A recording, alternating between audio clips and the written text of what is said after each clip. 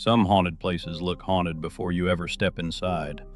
Old mansions on hills, ruined castles, abandoned hospitals, places with broken windows, locked gates, and enough history in the walls to make every sound feel like a warning. But 30 East Drive does not look like that. It looks ordinary. A modest council house in Pontefract, West Yorkshire. Brick walls, a front door, windows facing a quiet street. The kind of house you could pass 100 times and never think twice about. And that may be what makes the story so disturbing. Because according to the people who lived there, the terror did not begin in some ancient ruin. It began in a family home. A home with children. A home with ordinary chores, ordinary rooms, ordinary furniture, and ordinary people trying to live ordinary lives. Then the house began to change. Dust appeared where dust should not fall.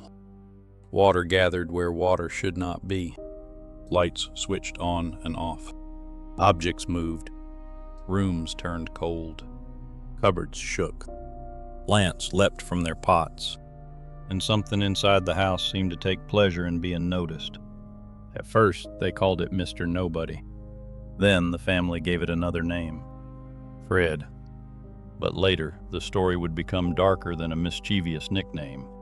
It would become the story of the Black Monk of Pontefract, a haunting some have called one of the most violent poltergeist cases in Britain.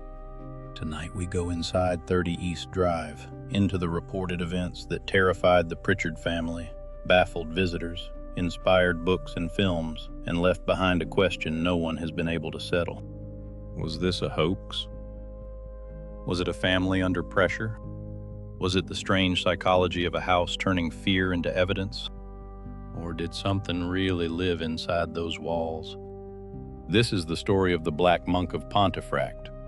Welcome to Legends and Lore, where reality and the unexplained collide. The story begins in August of 1966. Jean and Joe Pritchard moved into number 30 East Drive with their children, Philip and Diane. Philip was 15, Diane was 12. It was not supposed to be a famous house. It was not supposed to become a destination for paranormal investigators, horror fans, or anyone looking for the shadow of a monk in a dark corner. It was simply where a family lived. And the first strange events were not theatrical. They were odd, small, almost irritating. During a hot summer bank holiday, while Jean and Joe were away, Philip and his grandmother reportedly saw a fine chalk-like dust falling in the house. But according to the house's history, the dust did not seem to be falling from the ceiling. It appeared from a level below head height. That detail matters, because a normal explanation would be easier if something above them was crumbling. Plaster from the ceiling, dust from a crack, debris from the roof. But the account described something stranger, something appearing in the room as if the house itself had decided to shed powder into the air. Then came the water. Philip's aunt, Mrs. Kelly, came to help clean up before the rest of the family returned. In the kitchen, she reportedly slipped on a pool of water that had appeared on the floor. When she tried to mop it up, more pools appeared. Again, not enough for a horror movie.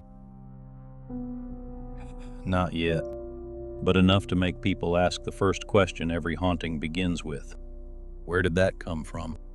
After that, the incidents grew. Green foam was said to appear from taps and even from the toilet, sometimes after the water had been turned off. The tea dispenser reportedly activated on its own, spilling dried tea onto the work surface.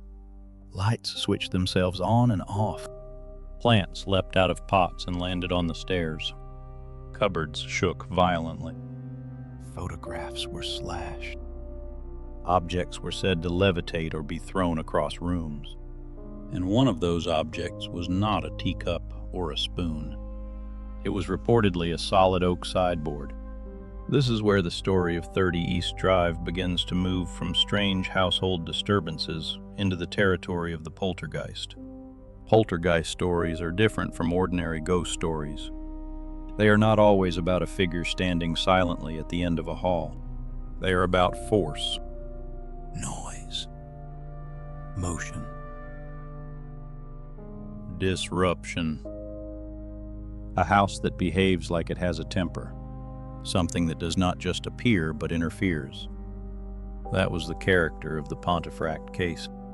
It was not quiet. It was active. And in the beginning, it was sometimes almost playful. The local press reportedly called the presence Mr. Nobody in 1968. The name fits the strange frustration of the case. Something happened, but nobody did it.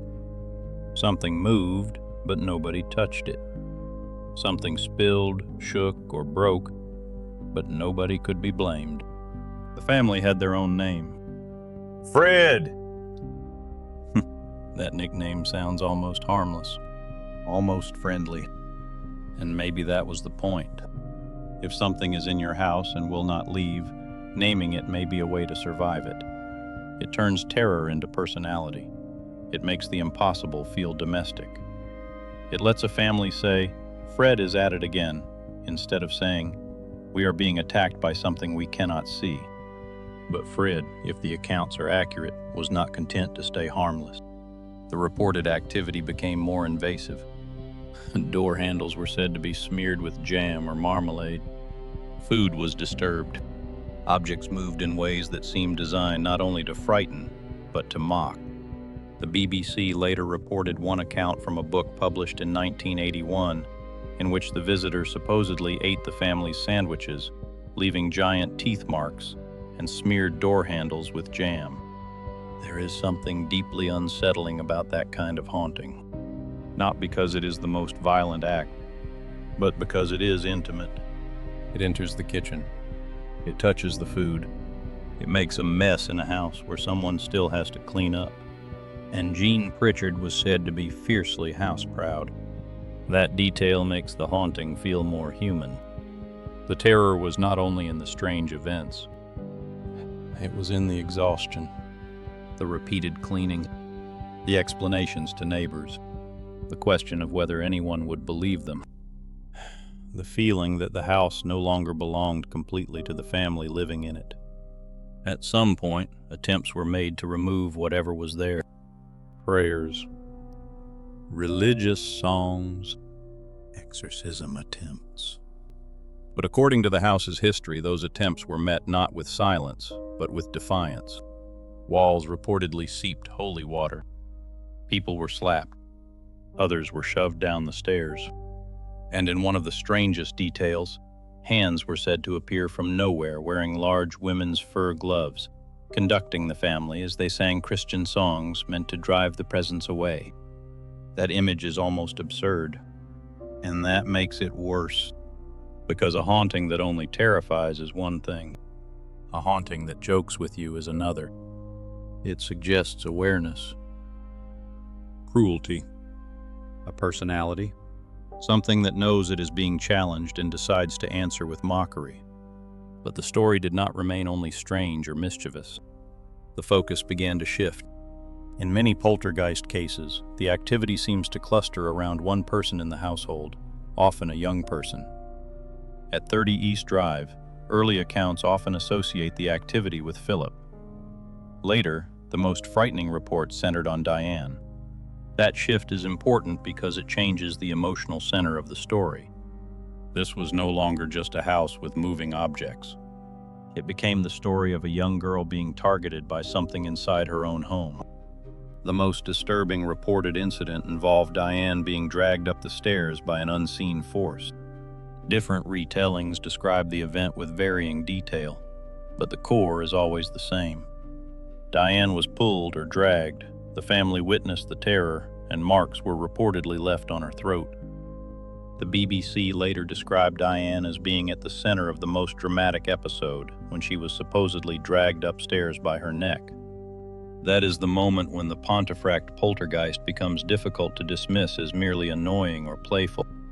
Because if that happened as described, it was not a joke. It was an attack. And it is the moment that gives the case its reputation as one of Britain's most violent hauntings. Of course, this is also where caution matters. The story comes to us through reports, books, witnesses, family accounts, later interviews, and retellings.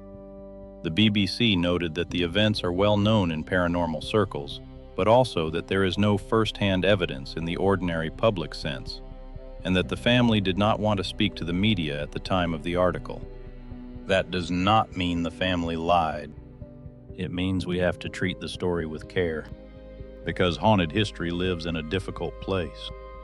There are claims, there are witnesses, there is fear. There are later books and films. There are skeptics. There are believers.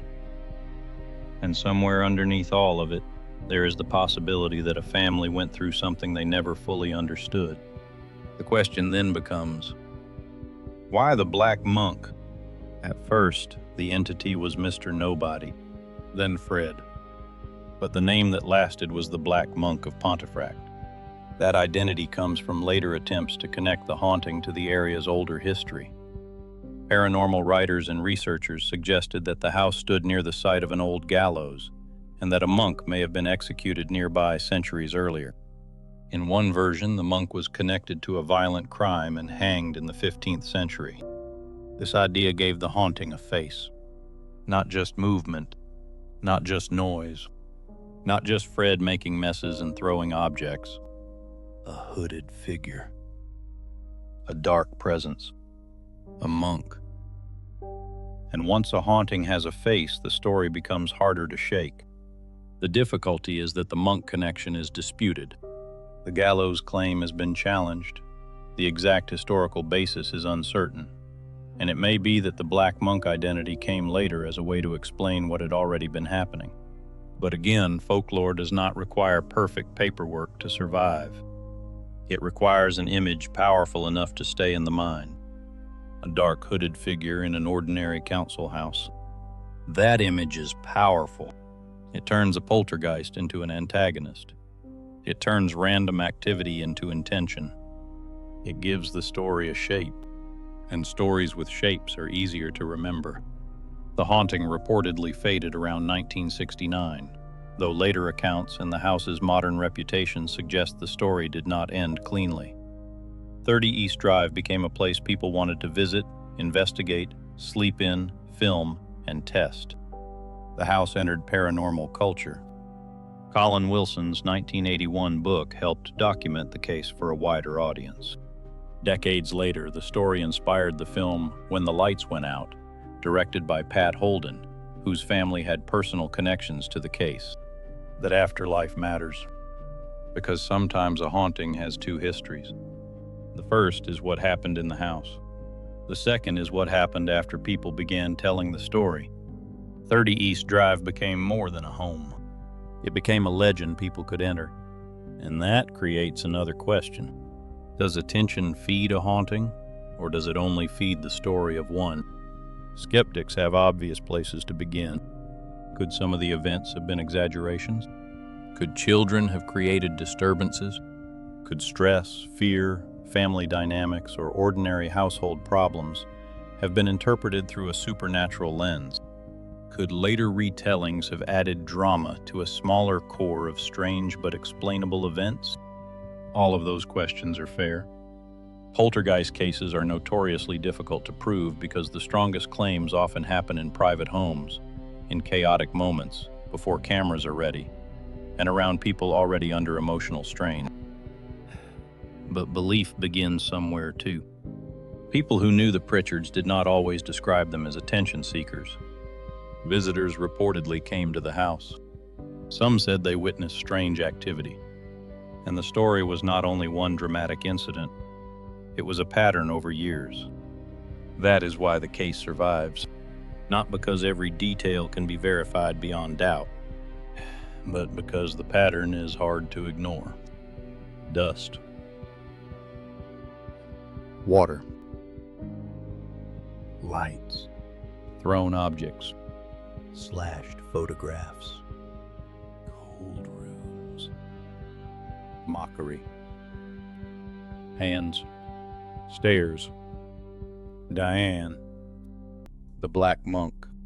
Each detail alone might be dismissed, Together, they form a house that feels almost alive. And maybe that is the deepest fear in this story. Not that a ghost appears, not that a shadow crosses a room, but that the place where you are supposed to be safest becomes unpredictable. You sit down to eat and the food is touched. You clean the floor and the water returns. You turn on the light and something turns it off. You hang a picture and it is slashed. You go upstairs and the staircase becomes a threat. A haunted house is frightening because it traps fear inside shelter. 30 East Drive was not a remote ruin. It was a family home. That means every reported event happened in a place where life had to continue. School, work, meals, cleaning, visitors, neighbors, sleep. And over all of it, the possibility that Fred, Mr. Nobody, the Black Monk, or whatever name you choose, might decide to act again. So what was the Black Monk of Pontefract? If you want the skeptical answer, it may have been a mixture of stress, suggestion, family dynamics, local rumor, practical jokes, exaggeration, and later folklore attaching itself to an already strange story. If you want the paranormal answer, it may have been a classic poltergeist, an intelligent or semi-intelligent force capable of moving objects, focusing on young people, and escalating when challenged. If you want the folklore answer, it may have been something older. The idea that a place can remember violence, that a house can sit on troubled ground, and that the past can come back wearing a hood. But none of those answers completely erase the story. Because the haunting of 30 East Drive is not powerful because it gives us certainty. It is powerful because it gives us the opposite: an ordinary house, an ordinary family, events that start small, a nickname that sounds almost funny, then a staircase, a girl dragged by something no one could see, a dark figure, a name that arrives later and refuses to leave, the Black Monk. Maybe the house was haunted. Maybe the story grew larger than the truth. Maybe both things happened. But if you stand outside 30 East Drive and look at its windows, the question becomes simple. What would it take for a normal home to become one of the most infamous haunted houses in Britain? How many unexplained puddles? How many thrown objects? How many nights of fear? How many witnesses? How many stories? And how long before a family stops asking whether something is real and starts asking how to live with it? That is the part of the Pontefract story that stays with you. Not the monk, not the name Fred, not even the thrown furniture. It is the thought of a family waking up each day in a house they could not fully trust. A home where nothing had to happen, but anything could. And perhaps that is why the Black Monk of Pontefract still matters. Because the scariest haunted houses are not always the oldest or the grandest or the most dramatic. Sometimes they are the ones that look ordinary from the street. The ones with curtains in the windows. The ones where people made tea, went upstairs, cleaned the floor, and tried to pretend they were not afraid. The ones where, if the stories are true, something invisible learned how to make itself known. I'm David, and this has been Legends and Lore. Tell me what you think. Was the Black Monk of Pontefract a real haunting, a poltergeist case, a family mystery, or a legend that grew larger every time it was retold? Until next time, keep your lantern lit, and if something in your house calls itself nobody, do not answer.